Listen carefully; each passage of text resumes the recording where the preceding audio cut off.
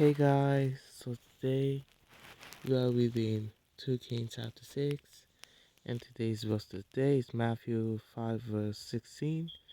In the same way, let your light shine before others, that they may see your good deeds and glorify your Father in heaven.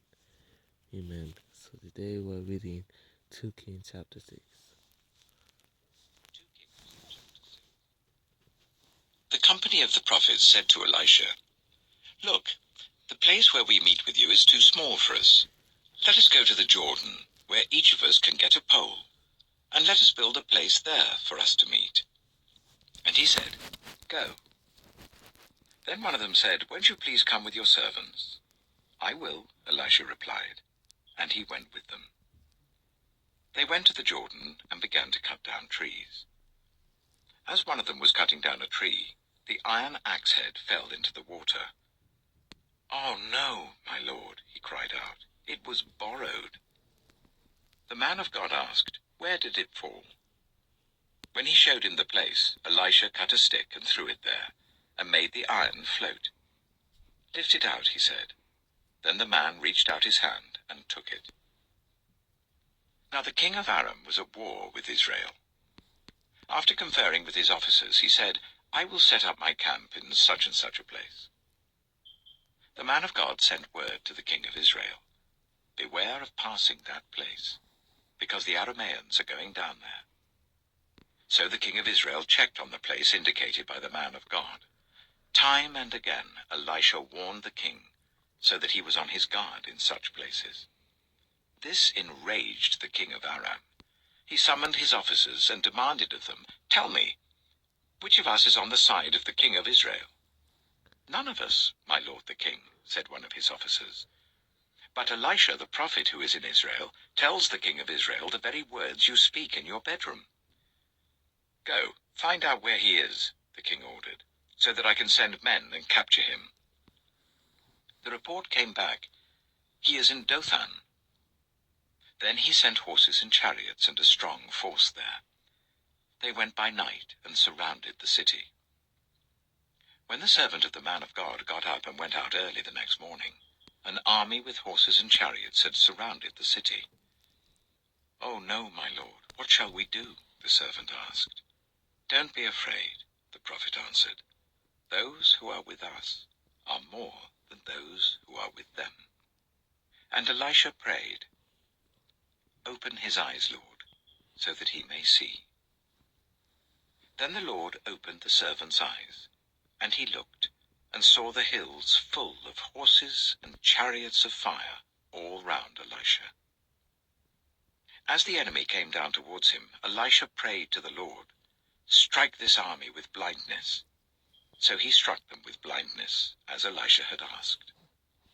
Elisha told them, "This is not the road, and this is not the city.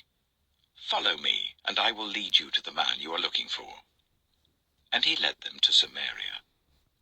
After they entered the city, Elisha said, "Lord, open the eyes of these men, so that they can see."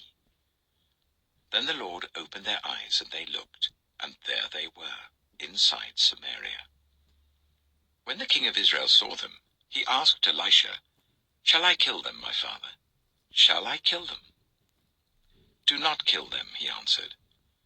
"Would you kill those you have captured with your own sword or bow?" "Set food and water before them, so that they may eat and drink and then go back to their master." So he prepared a great feast for them, and after they had finished eating and drinking, he sent them away, and they returned to their master. So the bands from Aram stopped raiding Israel's territory.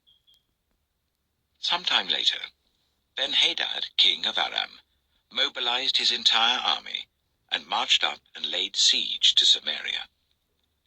There was a great famine in the city. The siege lasted so long that a donkey's head sold for 80 shekels of silver, and a quarter of a cab of seed pods for 5 shekels. As the king of Israel was passing by on the wall, a woman cried to him, "Help me, my lord the king." The king replied, "If the Lord does not help you, where can I get help for you? From the threshing floor? From the winepress?" Then he asked her, "What's the matter?" She answered, This woman said to me, 'Give up your son, so that we may eat him today, and tomorrow we'll eat my son.' So we cooked my son and ate him. The next day I said to her, 'Give up your son, so that we may eat him.' But she had hidden him." When the king heard the woman's words, he tore his robes. As he went along the wall, the people looked, and they saw that under his robes he had sackcloth on his body. He said, "May God deal with me, be it ever so severely, if the head of Elisha, son of Shaphat, remains on his shoulders today." Now Elisha was sitting in his house, and the elders were sitting with him. The king sent a messenger ahead, but before he arrived, Elisha said to the elders, "Don't you see how this murderer is sending someone to cut off my head? Look, when the messenger comes, shut the door and hold it shut against him. Is not the sound of his master's footsteps behind him?" While he was still talking to them, the messenger came down to him. The king said, "This disaster is from the Lord. Why should I wait for the Lord any longer?" Amen. So that was 2 Kings chapter 6. And tomorrow we'll read 2 Kings chapter 7. I'm going to end the video off here, and you guys will be blessed night. Amen.